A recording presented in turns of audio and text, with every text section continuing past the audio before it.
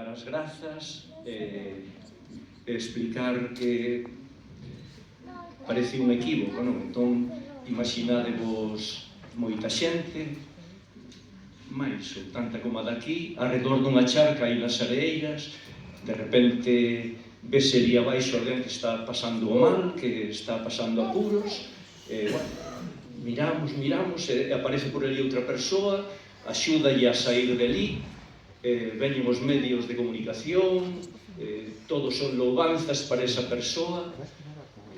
Finalmente, un periodista intelixente dille a esa persoa: quere vostede engadir algo?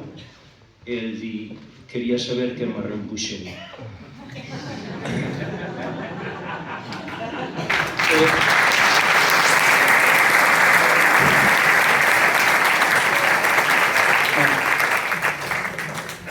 Eu son porque nós somos.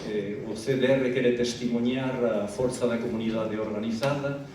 Tócame a min recibir os aplausos, pero son para toda a xente que nos enseñou isto e que sigue facendo que o que é necesario se faga realidade, porque o que é posible pode facerse realidade. Esa é a nosa utopía. Moitas gracias a todos e a todas. Gracias a ti. Gracias a ti.